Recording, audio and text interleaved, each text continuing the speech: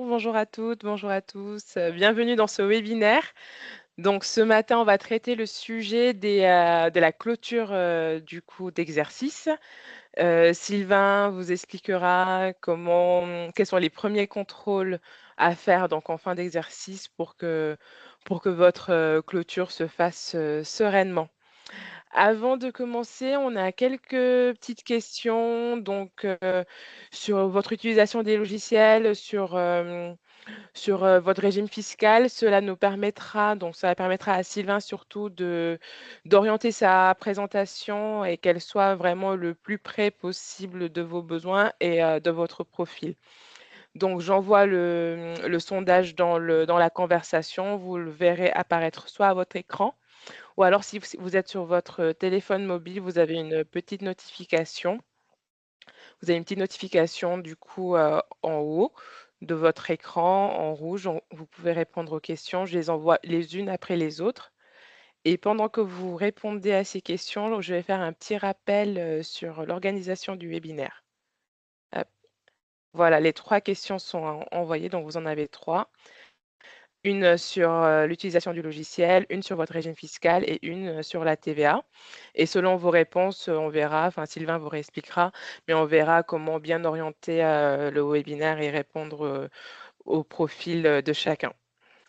Alors, sur le volet organisation, donc Sylvain présente la session. Ensuite, on va avoir une dizaine, quinzaine de minutes de questions-réponses. Vos questions, vous pouvez les poser tout au long de la présentation dans l'onglet Q&R qui est en haut de votre écran. Donc, c'est les 2 petites bulles avec le point d'interrogation. Et nous, pendant la session, pendant que Sylvain présentera, on a Axel, Quentin et moi qui seront du coup en backup, en coulisses pour répondre à vos questions par écrit. Et on en sélectionnera quelques-unes pour répondre à l'oral du coup à la fin du webinaire.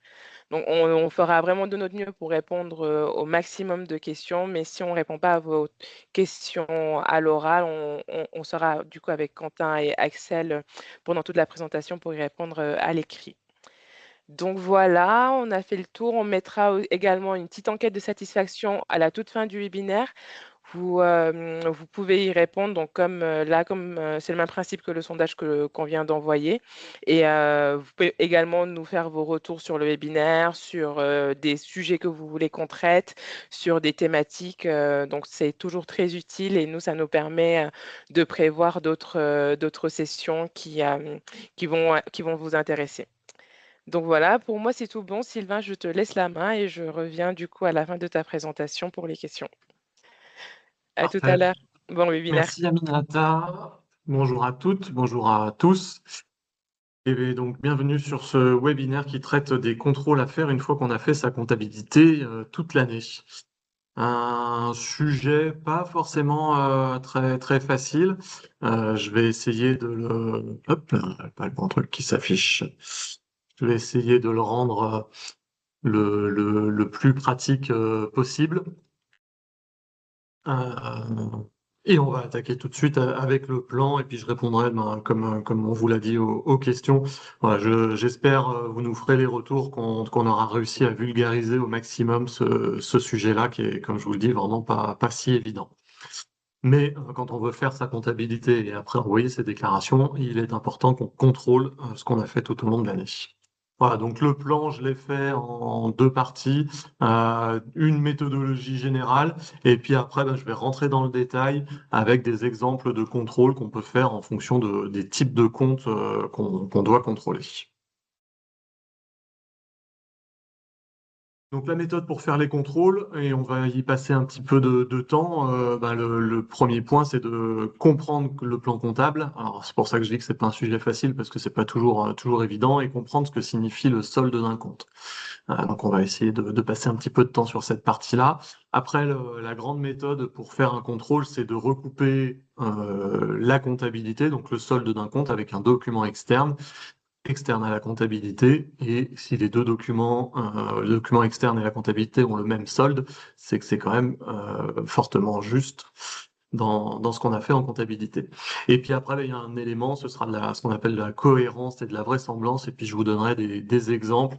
Vous verrez qu'il y a des choses qui ne sont pas logiques dans la vraie vie et qui du coup ne peuvent pas exister comme telles en comptabilité, ou des choses qui sont logiques et que la comptabilité doit retranscrire. Il faut vraiment avoir à l'esprit que la comptabilité, c'est juste l'enregistrement de l'ensemble des opérations faites par l'entreprise pendant l'exercice, et ça transcrit son patrimoine et son résultat. On va revenir sur ces notions. Ce qui doit ressortir de la comptabilité, ça doit refléter au plus près ce qui vous est arrivé dans votre entreprise au cours de l'exercice. On a des outils pour faire les contrôles. On a des outils dans l'outil macomptable.fr. Donc, on a notamment des balances, des grands livres, la possibilité de faire des interrogations recherche. On avait déjà vu toute cette partie-là dans des webinaires précédents. Ce sont des outils qui sont disponibles dans le menu édition comptable du logiciel de comptabilité. On peut aussi, et je vous le conseille quand vous voulez formaliser un petit peu vos contrôles, on peut facilement exporter la balance sous Excel, et puis comme ça nous fait un checklist de ce qu'on a fait et de ce qui nous reste à faire comme contrôle. Voilà, un petit focus sur le plan comptable. Donc Aminata va vous mettre, je vous ai mis des liens à chaque fois, Aminata va vous les mettre dans la conversation.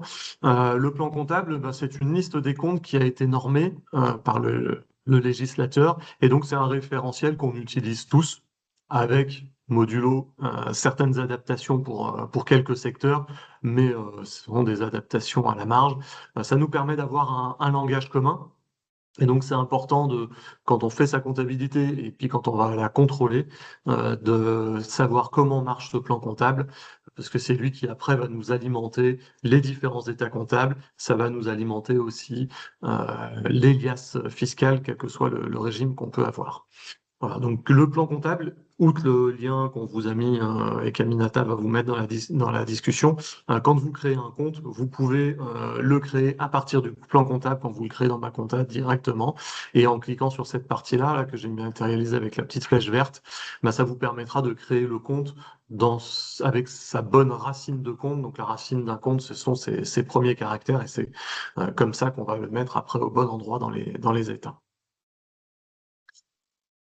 On a dans ce qu'on appelle notre jargon que j'essaye de vulgariser, on a ce qu'on appelle des classes de comptes. Donc la racine des comptes nous dit à peu près ce qu'on va trouver dedans. Et donc le premier caractère de ces comptes, quand on est sur un compte qui commence par un compte de 1, 2, 3, 4 ou 5, ça va être un compte de bilan. Et je rentrerai tout de suite un tout petit peu après dans le bilan pour vous dire ce qu'il y a dedans. Et puis après, on a donc ces classes, elles correspondent à des grands ensembles. Les classes 1, c'est les capitaux propres. On va dire que c'est le financement à long terme de l'entreprise. Et donc dans ce financement à long terme de l'entreprise, on va retrouver les apports qui ont été faits par les associés ou par l'exploitant. Ce sont des comptes qui commencent par 10. Et puis on va retrouver les comptes de dette à long terme de l'entreprise, notamment les financements bancaires, qui vont être les comptes 164. Les comptes de classe 2 sont des comptes d'immobilisation, et donc c'est dans ces comptes-là qui commencent par 2 qu'on va retrouver tous les investissements qui ont été faits par l'entreprise dans des outils. Après, ça peut être des outils immatériels, hein. Ça peut être un fonds de commerce, par exemple, qui est quelque chose d'immatériel, mais c'est bien un investissement qui a été fait par l'entreprise pour générer des revenus sur du long terme. Et du fonds de commerce à la voiture et en passant par l'ordinateur, on va mettre ça dans des comptes d'immobilisation, et je vous montrerai les contrôles qui sont à faire avec le logiciel d'immobilisation pour s'assurer que la comptabilité est juste. Les comptes de classe 3, on va être dans des comptes de stock.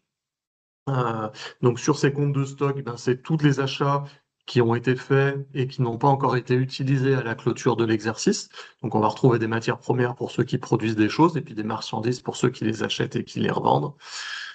Et ces comptes-là ne concernent pas les personnes qui sont dans ce qu'on appelle de la comptabilité de trésorerie, et donc ne concernent pas notamment toutes les professions médicales, tous les médecins, paramédicaux, les architectes, les avocats.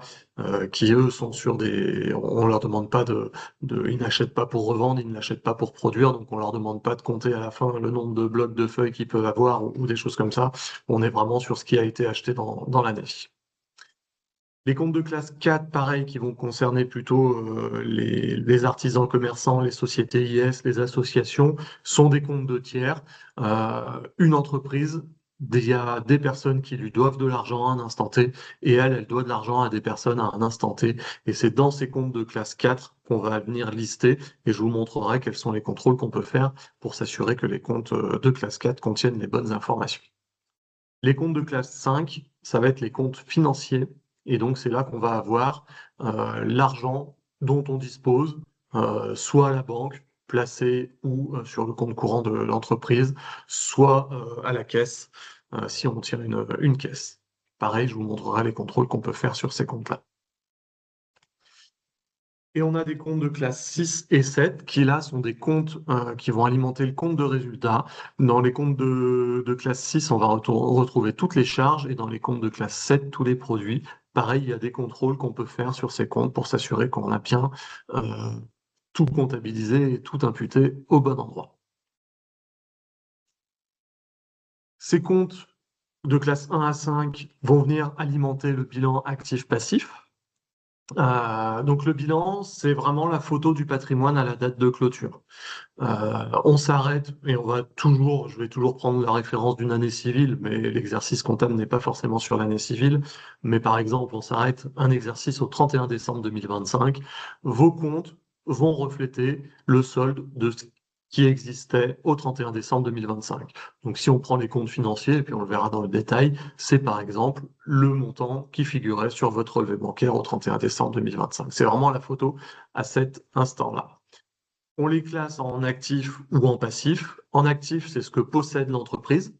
Donc le compte bancaire quand il est positif, les immobilisations qu'on a vues, les stocks, c'est bien quelque chose que possède l'entreprise. Et puis toutes les créances qu'a l'entreprise, donc les clients, ce que doivent les clients, notamment, vont se retrouver à l'actif du bilan. Et au passif, ben, c'est ce que doit l'entreprise. Donc elle le doit, ben, par exemple, au banquier quand il a fait un financement. Ce sera dans les comptes 164 et je vous montrerai comment on peut faire le rapprochement. Elle le doit à ses fournisseurs et elle le doit éventuellement à des salariés, éventuellement à des caisses sociales, éventuellement à l'État en fonction des opérations qu'on a faites dans l'entreprise. Donc bien cette image de la photo du patrimoine qui existe à la date de clôture. Le compte de résultat, lui, par contre, c'est tout ce qui s'est passé en entrée-sortie entre le premier et le dernier jour de l'exercice.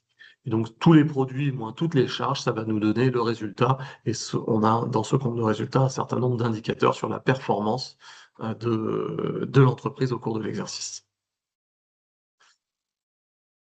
Notion encore que je vais essayer de simplifier au maximum, le débit et le crédit. Donc, ce sont les deux colonnes qu'on appelle aussi dépenses, recettes. Traditionnellement, dans tous les logiciels, vous verrez, on est comme ça. Le débit, c'est la première colonne, la colonne de gauche. Le crédit, c'est la deuxième colonne, la colonne de droite quand on saisit. Et on retrouvera à peu près la même chose, le bilan au débit, quand un solde est débiteur, un compte présente un solde débiteur, c'est quelque chose qu'on me doit, c'est quelque chose que je possède en tant qu'entreprise.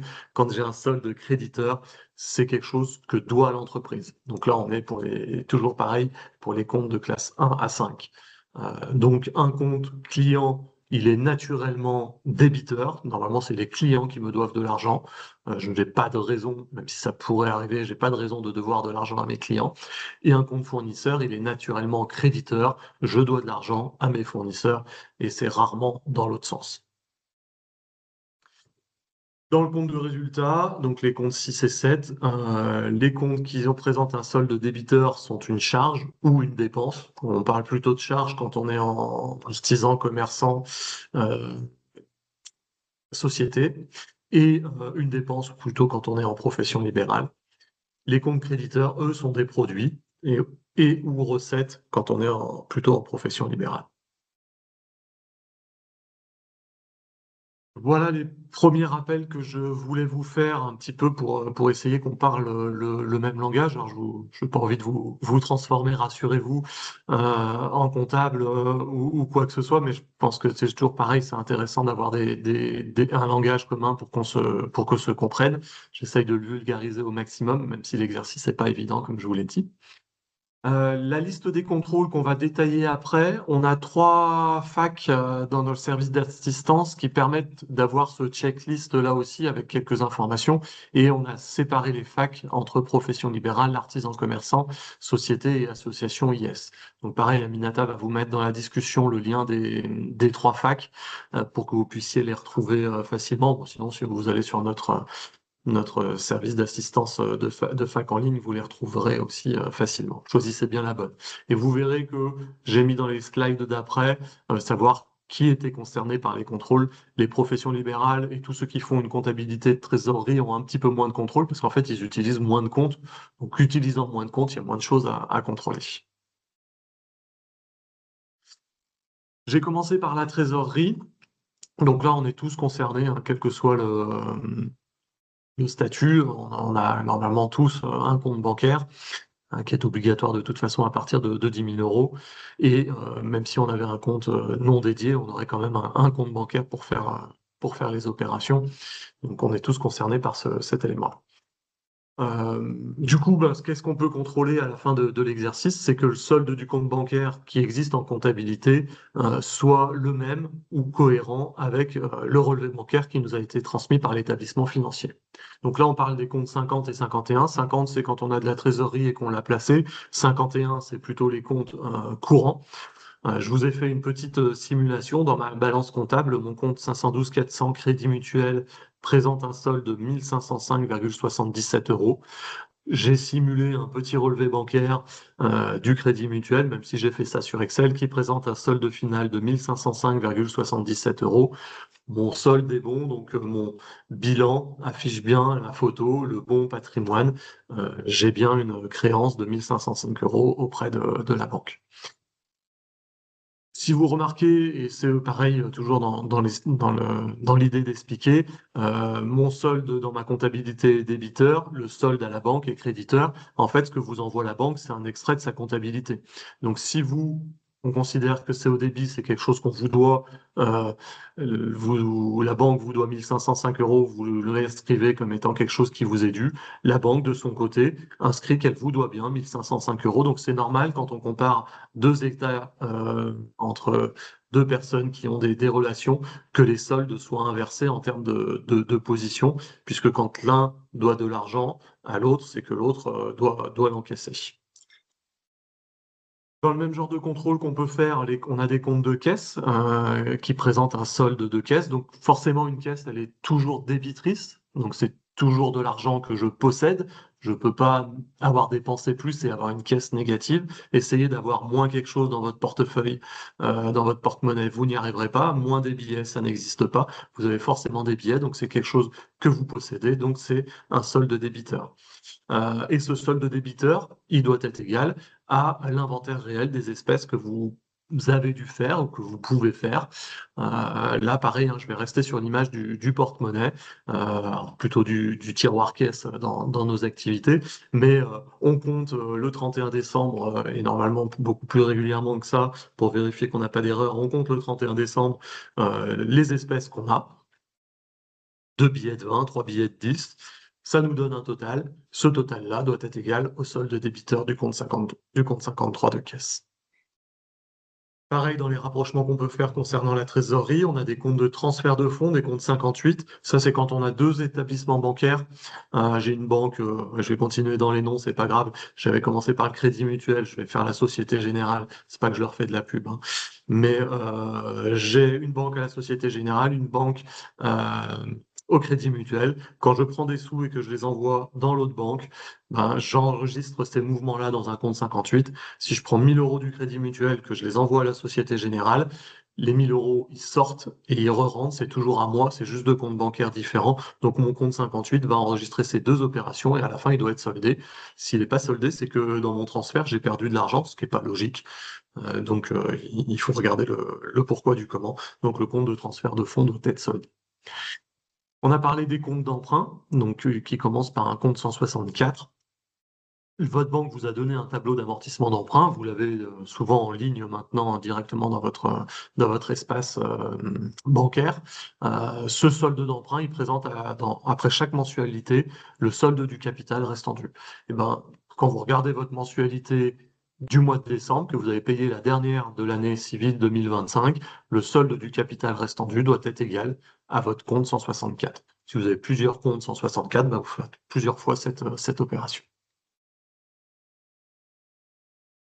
Le compte d'attente, pareil, ça concerne tout le monde. J'ai mis des petites croix vertes de tout le monde. C'est des comptes 471. On peut les utiliser en cours d'année parce qu'on ne sait pas où mettre la dépense ou le produit. Donc, c'est dans l'attente d'une classification définitive. Forcément, là, quand on fait sa clôture, on ne peut pas savoir, on ne peut plus avoir d'opérations non catégorisées. On doit être capable de savoir tout ce qu'on a fait et de le transcrire dans les bons comptes. Donc le compte d'attente doit être soldé à la clôture. Et je vous ai mis un petit élément complémentaire en disant qu'il est plutôt conseillé de modifier l'écriture et de ne pas utiliser ou vraiment de limiter ce qu'on appelle la contrepassation. Si vous avez mis une écriture début décembre dans un compte d'attente parce que vous saviez pas où elle était, venez la modifier plutôt que de passer une écriture dans l'autre sens. Les comptes d'attente, c'est la simple truc, c'est qu'ils sont regardés en cas de contrôle. Et donc, en laissant une écriture dans un compte d'attente plutôt qu'en la modifiant, vous risquez d'avoir une question sur cette écriture. Alors, c'est peut-être pas grave d'avoir une question, mais si jamais c'était une opération sur laquelle vous vouliez pas avoir de questions, bah, ne la laissez pas là. Le compte de résultat N-1, alors pareil, ça c'est une notion, quand on fait notre clôture d'exercice, on génère ce qu'on appelle des à nouveaux. Vous devez normalement déjà les avoir vus dans le logiciel maconta.fr et on les génère automatiquement pour vous. Et en fait, l'à nouveau, c'est l'équivalent sur votre relevé bancaire du solde initial. Vous avez votre solde du dernier relevé qui est le solde final. L'à nouveau, c'est le solde initial avec lequel vous repartez. Moi, j'avais 1505 euros dans ma solde finale. Ben, je vais bien repartir avec mes 1505 euros sont pas disparus le 31 décembre à minuit. Donc c'est ça cette opération d'à nouveau. Donc on reprend l'ensemble des comptes de bilan, qui est ce qu'on possède et ce qu'on doit dans cette écriture d'à nouveau. Et le résultat, par contre, donc la différence entre les comptes 7 et 6, on l'inscrit en une seule ligne dans un compte qui commence par 12, qui s'appelle résultat de l'exercice précédent. Ce résultat, on doit le solder, c'est-à-dire ce qu'on appelle l'affecter. Il ne doit plus exister, le compte doit être soldé à la clôture de l'exercice. Pareil, on a une petite fac euh, et vous retrouverez les trois quarts profession libérale, artisans ou IS et associations dans cette fac. Quand on est une entreprise individuelle, on le solde en compte 108. Quand on est une société ou une association, normalement, on a tenu une assemblée générale, même si on est une URL ou une SASU et on est tout seul, on s'est réuni avec soi-même pour dire voilà ce qu'on fait du résultat, et ben on comptabilise cette assemblée générale pour venir solder le compte 12 qui contenait le résultat. Les immobilisations. Donc là, hein, on a dit que c'était tout ce qu'on avait acheté de façon à tous les biens qu'on avait achetés de façon à les utiliser sur plusieurs années. Dans le logiciel d'immobilisation de maconta.fr, on vient saisir ces immobilisations. Donc on les a saisies au moment de l'achat et puis on les rentre dans la base de données du logiciel d'immobilisation. C'est lui qui va nous calculer la quote-part qu'on met en charge chaque année pour pouvoir la déduire fiscalement. Les amortissements peuvent être comptabilisés directement depuis le logiciel. Donc, on a un petit bouton à la fin de l'exercice, je comptabilise mes dotations. Et du coup, on peut éditer un état. Je vous montre tout de suite dans la slide d'après à quoi peut ressembler l'état. On édite un état du logiciel d'immobilisation qui va nous donner les soldes attendus en comptabilité. Donc après, on va venir vérifier que les soldes qui sortent de cet état sont bien les mêmes que ceux qu'on a en comptabilité. Et donc, ça peut se présenter de cette façon-là. Là, j'ai édité l'état des amortissements. Donc, j'ai fait simple, hein. J'ai une voiture achetée en 2022 pour 10 000 euros. J'ai des amortissements de l'exercice qui ont été calculés par le logiciel pour 2500 euros et un cumul d'amortissement de 3298 euros et 61. Dans ma balance, je vais retrouver mon compte 218 200, qui est le même que celui qui est ici, pour un total de 10 000 euros. Donc je suis bien OK entre ma comptabilité et mon logiciel d'IMO. J'ai bien mon cumul d'amortissement qui a été comptabilisé tout seul hein, quand j'ai cliqué sur comptabiliser mes dotations, mais je viens juste vérifier qu'il est bien cohérent 3298,61. et mes amortissements de l'exercice qui sont passés en charge. C'est ce montant-là qui va venir impacter mon résultat de 1 500 € qui va être déduit. Pareil, il est cohérent avec le total de mon état. Si j'avais plusieurs IMO, bien sûr, je fais la comparaison par rapport au total et pas IMO par IMO, puisque le logiciel d'immobilisation détaille toutes les immobilisations, mais la compta, au fil des années, les regroupe dans un solde. Les stocks. Donc là, on n'est pas concerné quand on est profession libérale, puisqu'on est en comptabilité de trésorerie et donc on gère les achats et on déduit les achats au moment de la dépense et on n'a pas de stock de produits en cours pour des choses qu'on serait en train de faire, contrairement aux artisans commerçants et aux sociétés associations. Une petite fac qui vous donnera les écritures pour pouvoir comptabiliser ce stock. Là, je suis vraiment dans les contrôles, hein, donc je pars du principe qu'on a déjà comptabilisé le stock. Et cette fac-là vous détaillera comment comptabiliser le stock et comment annuler le stock de l'exercice précédent. Et donc, c'est la même chose. On a des comptes de stock qui sont en classe 3, qui vont me donner un montant, et ces comptes de stock doivent être égaux à l'inventaire réel du stock qu'on a fait. D'ailleurs, c'est à partir de l'inventaire réel qu'on va comptabiliser le stock. Donc là, je vous ai simulé un petit inventaire sous Excel, hein. J'ai mis la ligne pile, bouton machine, des quantités, un prix unitaire d'achat. Donc ça, c'est celui qu'on avait, par exemple, sur les dernières factures, ou le prix moyen en fonction de comment on veut le gérer. Ça me donne une valeur et j'obtiens un total de marchandises de 268,95 €. Je vérifie que ma balance comptable me donne bien ce solde-là de 268,95 €.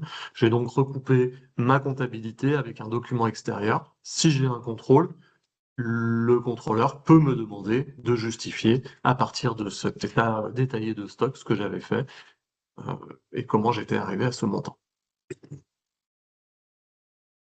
Les comptes de tiers, certainement une partie pas évidente. Pareil, profession libérale, on n'est pas concerné puisque on gère les dépenses et on enregistre quand elles sont les achats quand la dépense passe en banque et les produits quand l'encaissement passe en banque aussi. Donc, les comptes de classe 4, qui concernent les artisans, commerçants et sociétés et associations, doivent correspondre au montant des créances et des dettes qu'on a avec des tiers. Donc, à l'actif, ça va être un compte débiteur, l'argent qu'on vous doit. Au passif, un compte créditeur, les dettes que vous avez. Ça va être l'édition du grand livre qui va vous permettre de vous assurer de la cohérence de ces sommes. Et puis, je vais rentrer dans le détail, parce que dans les comptes de classe 4, on a beaucoup de choses différentes. On peut, comme je vous l'ai dit, avoir des dettes avec beaucoup et des créances avec beaucoup de différents types de personnes. En général, ce que vous avez comme créance et comme dette, c'est ce qu'on vous paye ou ce que vous payez en début d'exercice suivant. Vous avez reçu une facture le 15 décembre, vous l'avez payée début janvier, c'est une dette.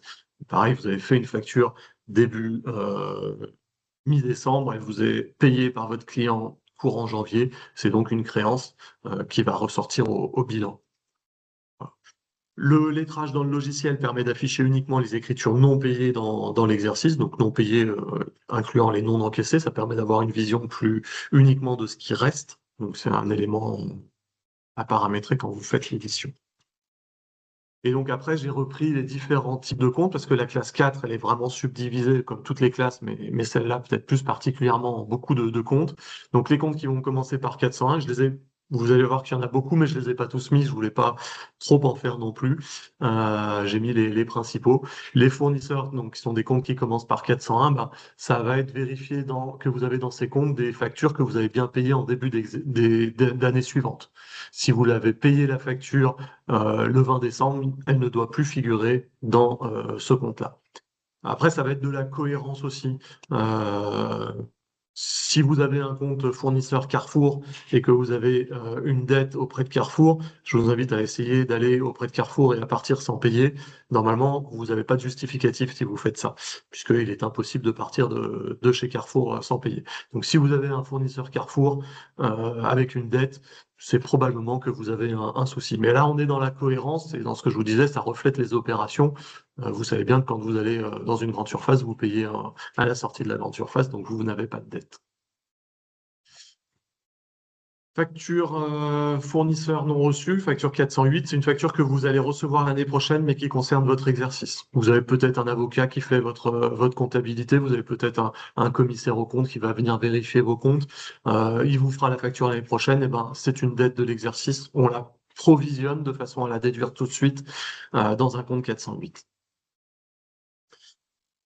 Client, les comptes 411, eh ben, c'est le fonctionnement inverse par rapport aux fournisseurs. C'est tout ce que vous avez encaissé en début d'année suivante, mais qui avait été des factures émises en 2025. Et pareil pour les 418, ça va être toutes les factures que vous n'aviez pas eu le temps de matérialiser en 2025, que vous avez fait en 2026, mais qui se rattachent à votre activité de 2025. Les comptes 421 sont des comptes de salariés. On pourrait, même si on essaye de pas le faire, mais des fois ça dérape, on pourrait avoir les salaires de décembre qui ont été payés en janvier, qui resteraient dans les comptes 421. Logiquement, vos salariés, si vous avez octobre-novembre, ils sont dans votre bureau depuis un certain temps, donc vous ne devez pas avoir octobre-novembre. Je prends des exemples caricaturaux, hein, c'est fait exprès. Quand je vous dis votre salarié, si vous ne l'avez pas payé en octobre, il est dans votre bureau, vous le comprenez bien l'image, et donc vous ne devez pas avoir vos salaires d'octobre. Après, ça peut arriver, hein, pour une raison X ou Y, mais normalement, vous ne devez pas avoir vos salaires d'octobre à la clôture du 31 décembre.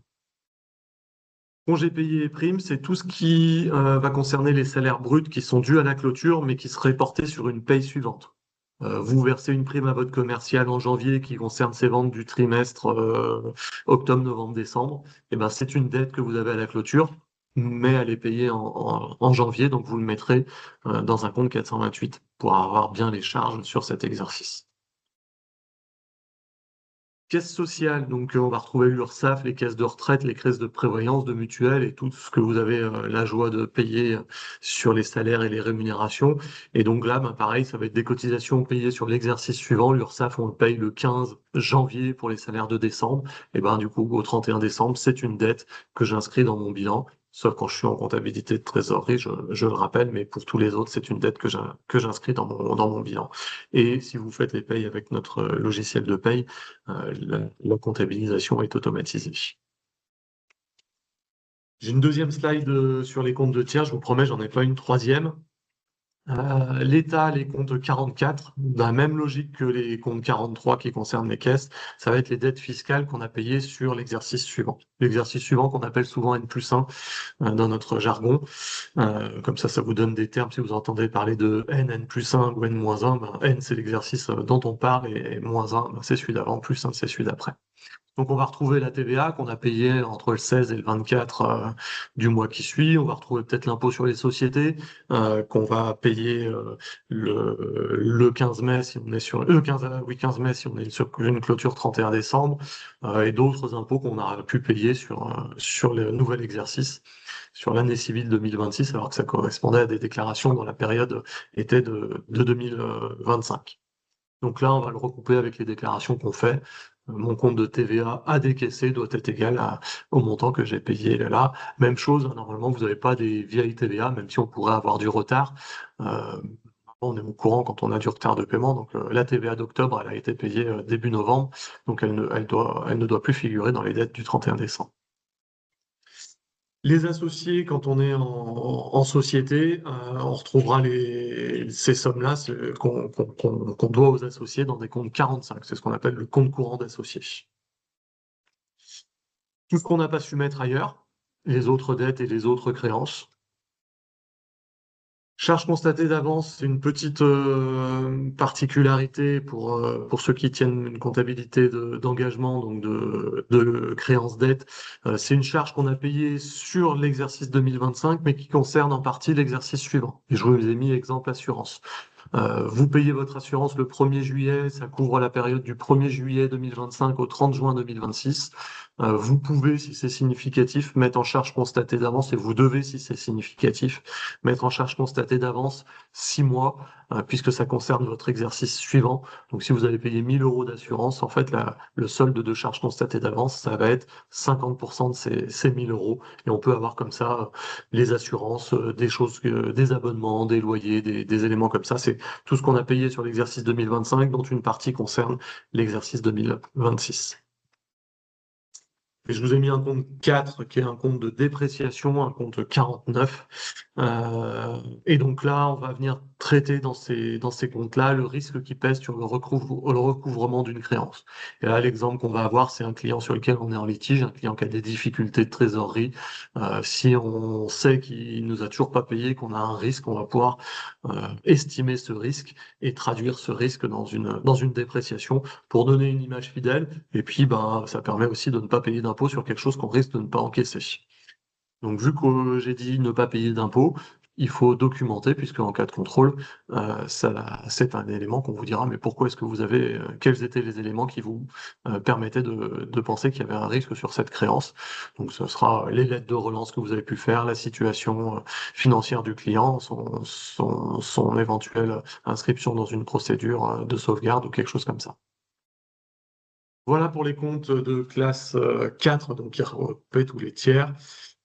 Je vous ai fait deux petits slides sur les comptes de chargés de produits, en commençant avec tout ce qu'on va pouvoir recouper avec un justificatif extérieur. Donc c'est la même notion que tout ce que je vous ai montré sur les stocks, sur les relevés bancaires, sur les tableaux d'amortissement. On a toujours été chercher quelque chose d'extérieur pour dire, OK, ma comptabilité est juste.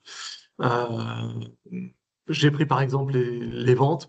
Votre logiciel de facturation ou votre logiciel de caisse vous permet d'éditer vos ventes du 1er janvier au 31 décembre. Du coup, ce total des ventes-là, hors taxe si on récupère, si on est soumis à TVA, ce total des ventes-là doit être égal à vos comptes 70 qui enregistrent vos ventes. Et après, bah, si vous avez plusieurs logiciels de caisse, il faut les additionner pour faire la comptabilité, pour faire le regroupement. Pour les professions libérales type médical, avec une prise en charge par la sécurité sociale des soins, total ou partiel. En fait, vous télétransmettez vos feuilles de soins à la CPAM et la CPAM vous édite à la fin de l'année ce qu'on appelle le SNIR qui reprend tous les honoraires que vous avez pu télétransmettre au cours de l'année. On peut recouper ce SNIR avec la comptabilité. Vous devez avoir normalement plus d'honoraires, parce qu'il y en a toujours qui vous ont fait des petites choses qui ne rentraient pas forcément dans le SNIR. Donc vous devez normalement avoir plus d'honoraires que ce qui figure dans le SNIR. Si vous avez moins d'honoraires, c'est un risque, parce que vous, éventuellement, vous avez des honoraires qui qui viendraient à ne pas être déclarés. Et c'est pour ça que si vous avez un organisme de gestion agréé, il vous demandait à l'époque votre SNIR. C'est pour ça que si vous avez un expert comptable, il vous demande votre SNIR. C'est pour faire ce contrôle-là en se disant, bah, c'est bon, le SNIR dit que je dois avoir 40 de recettes, j'ai 40,5 d'honoraires, je suis bon. Si je suis à 38, j'ai un problème. Tous les honoraires n'ont pas été imputés au bon endroit. Autre élément qu'on peut regrouper, par exemple, avec un état externe, c'est tout ce qui va tenir à la paye. Votre logiciel de paye vous édite des états de salaire et de charges qu'on a mis dans des comptes 64. Ben, à la fin de l'année, on peut vérifier que le total de ce qu'on a mis dans les comptes 64 est bien égal au total de l'année de centralisation de la paie. Deuxième slide sur les chargés produits et promis, il y en a pas d'autres. Vous allez avoir un certain nombre de comptes sur lesquels vous n'aurez pas d'état externe pour faire de recoupement. Et donc là, il faudra vérifier la cohérence globale et s'appuyer éventuellement sur l'année précédente. Et je vous ai mis des exemples pour essayer d'être parlant. Est-ce que pour vous, si ma balance me dit que j'ai payé 600 euros de téléphone, est-ce que c'est cohérent? Vous avez normalement une bonne notion de ce que vous payez. Si votre facture moyenne de téléphone tourne autour de 50 euros par mois, 600 euros, ça semble cohérent. De la même façon que 580 ou 620 serait cohérent. Si par contre vous avez dans votre compte de téléphone 1200 euros et que vous pensez payer 50 euros par mois, c'est pas cohérent. Donc il faudra aller voir où est le problème. Est-ce que vous avez oublié que vous avez pris une nouvelle ligne et que ben, ça a augmenté? Est-ce que vous n'avez pas suivi cette dépense tout au long de l'année et qu'il faut la rectifier ou pas? Voilà, dans le même show, dans le même élément de comparaison, je reste sur une dépense mensuelle, par exemple une dépense de téléphone. Si j'ai une dépense de téléphone, je dois avoir 12 factures enregistrées dans l'année, si j'ai une dépense mensuelle, pardon. Et donc si j'ai que 11 ou 13 factures dans l'année, peut-être que j'ai un problème. Peut-être que c'est justifié, mais peut-être que j'ai un problème. Si j'en ai 12, j'ai plus de chances d'être juste sur ma comptabilité. Et pareil, un élément, quand je vous disais s'appuyer sur l'année précédente, est-il normal que la dépense d'électricité ait doublé? Bah, peut-être que c'est normal parce que climatique, je sais pas quoi, parce que vous avez changé de contrat, que vous avez perdu le bouclier fiscal qui a été mis en place à un moment, ou que au moment de dans certaines professions, les dépenses d'énergie ont explosé parce qu'il y avait justement plus de bouclier fiscal et qu'on ne pouvait pas l'obtenir. Je crois que c'était la guerre en Ukraine qui nous a fait exploser les dépenses d'électricité au départ. Voilà. Est-ce que c'est normal que ça ait fortement varié? Je dis doublé comme j'aurais pu être divisé par deux. Eh ben, on se pose la question quand on voit cette variation et ça permet d'étudier ce point-là et de vérifier que la comptabilité est juste. Une synthèse globale, parce que l'objectif à la fin, c'est d'éditer le bilan et le compte de résultat. Donc, c'est dans les éditions comptables que vous allez retrouver ces états, avec des états synthétiques qui sont souvent ceux qu'on donne à la banque, mais ces états détaillés, et c'est ceux-là qu'il faut que vous alliez voir avant de finaliser et de faire votre déclaration. Ça vous permet de connaître la performance de votre entreprise, de la comparer à l'année passée et de se projeter sur l'année suivante. Et ça vous permet éventuellement déceler des erreurs dans votre comptabilité par un travail de cohérence et de vraisemblance. Donc, ce que je vous ai dit sur les variations de poste, bah, c'est à ce moment-là qu'il faut le reprendre. Petit conseil, ne pas hésiter à lire cet état à tête reposée. Donc, si vous travaillez toute l'après-midi sur votre comptabilité pour la mettre à jour et que vous faites des contrôles, revenez-y demain pour faire cette comparaison-là. Quand on a passé, c'est valable pour tout, hein, mais quand on a passé beaucoup de temps sur un dossier, on est quand même beaucoup moins apte à voir les incohérences que quand on reprend un dossier. Et je l'ai pas écrit, mais si vous avez quelqu'un qui peut vous le relire, alors qui s'y connaît un tout petit peu peut-être, hein, sans dire d'eux, mais si vous avez quelqu'un qui peut vous le relire, c'est quoi, c'est votre comptabilité, donc c'est quand même assez confidentiel. Si vous avez quelqu'un qui peut vous le relire, c'est pas mal aussi. Voilà sur la partie de présentation que je voulais vous faire. Euh, et du coup, on va pouvoir repasser à la partie de questions. Aminata, c'est toi qui as la main. Toi qui es Merci. 12h13, je savais que je serais long. Voici. Voilà. Je suis Oui, preneur, je le dis tout de suite après, je suis preneur dans les retours que vous oui, c'est ferez de vrai. savoir si c'était assez vulgarisé ou pas. Mais voilà, le sujet était celui-là. J'ai fait au mieux. Merci Sylvain. C'est vrai qu'on a eu beaucoup de questions et de thématiques à voir du coup sur le webinaire. Il nous reste 2 minutes en théorie, mais on va déborder un peu pour prendre deux, trois questions. Je vais prendre celle qui est revenue le plus dans les questions. C'est le passage d'un exercice à l'autre. Est-ce qu'on peut clôturer partiellement un exercice et pour revenir le contrôler après. Et comment faire si on veut, par exemple, si on n'a pas encore clôturé un exercice et qu'on veut commencer la comptabilité du suivant. Alors là, donc là, on va parler de maconta.fr, le logiciel, puisque chaque logiciel a ses particularités.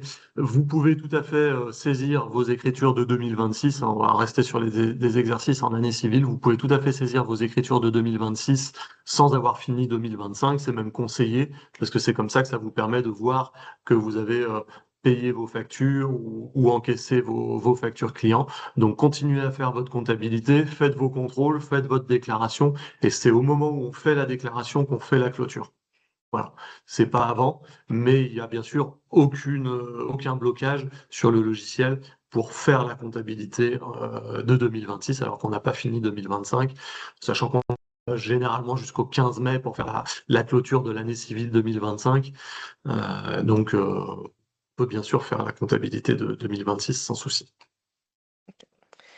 Et on a une question sur le stock également. Est-ce qu'il doit être obligatoirement comptabilisé? Par exemple, si la personne achète un stock de 200 sachets de conditionnement, est-ce qu'il doit comptabiliser, est-ce qu'il doit faire l'inventaire des sachets consommés à la culture? Alors, sur la partie stock, euh, et d'une manière générale, sur celle-là aussi, on comptabilise ce qui est significatif. Si vous regardez les règles, vous n'avez pas le choix, hein. Vous devez compter tout ce que vous possédez. Donc, on ne parle pas des professions libérales qui sont en compta de trésorerie, hein. Mais pour les autres, vous devez compter tout ce que vous avez à la clôture, et y compris des sachets de conditionnement en théorie.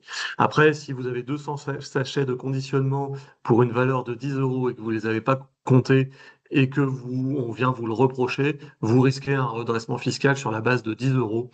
Vous vous doutez bien qu'on n'aura pas ce redressement-là. Donc le stock qui est à comptabiliser, même si dans la théorie tout est à comptabiliser dans le stock, c'est vraiment ce qu'on incorpore dans les produits qu'on vend. Donc vous êtes artisan plaquiste, votre stock de plaques de placo et de rails, et puis de tout ce que vous pouvez utiliser que je ne maîtrise pas, vous devez le comptabiliser, l'inventorier et le comptabiliser.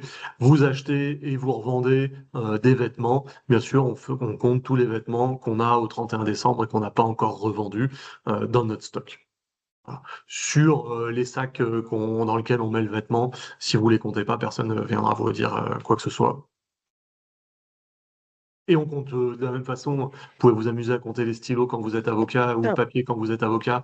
Quand vous êtes une société d'avocats pour qu'on soit en créance dette, c'est pas ce qu'on vous demande non plus. très bien, merci beaucoup. Des souhaits. Hem, Merci, c'est gentil, désolée. Concernant les dividendes, à quelle date doit-on enregistrer les dividendes de l'année 2025, sachant que le bilan 2025 sera donc fait en 2026? Sur les dividendes, c'est toujours à la date de l'Assemblée générale qu'on doit faire l'enregistrement. Donc le bilan 2025 sera approuvé dans une Assemblée générale qui se tiendra en 2026. Et donc c'est à la date de cette Assemblée générale-là qu'on enregistrera l'affectation du résultat tel que l'Assemblée générale la décidera, et pas au 31 décembre.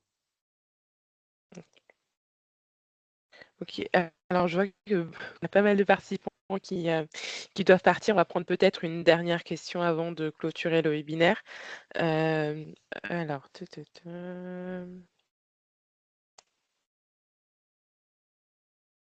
Alors on a donc: est-il possible de clôturer et de valider l'alias fiscal capitaux propres à la clôture sont inférieurs à 50 du capital? Bon, une question un peu technique.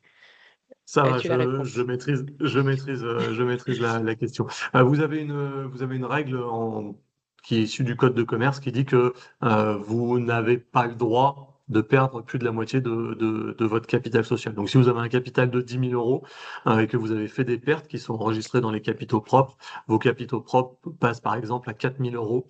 Ben ça, c'est quelque chose où, entre guillemets, vous n'avez pas le droit. Et en fait, il vous faut faire une formalité auprès du greffe du tribunal de commerce, via l'INPI aujourd'hui, pour déclarer cette situation. Et vous avez 2 ans pour la régulariser. D'une façon ou d'une autre, gagner de l'argent, réinjecter de l'argent, vous avez 2 ans pour régulariser cette situation. L'idée du code de commerce, du législateur, c'est de dire un petit warning, donc qui n'est pas très agréable. Attention, j'ai perdu de l'argent. Si vous travaillez avec moi, il y a peut-être un risque. Donc c'est voilà pas le plus agréable comme message qu'on véhicule. Après techniquement et même légalement, si vos capitaux propres sont inférieurs à la moitié du capital social, vous devez l'afficher tel quel puisque c'est la réalité. Vous pouvez pas la transgresser. Donc vous devez l'afficher tel quel et faire votre liasse fiscale et faire votre clôture avec cette information dans votre déclaration. Donc oui. Non seulement vous pouvez, mais vous devez le faire. Et c'est juste les obligations qu'on a après qui sont de faire une formalité auprès de l'INPI et de régulariser la situation dans les 2 ans.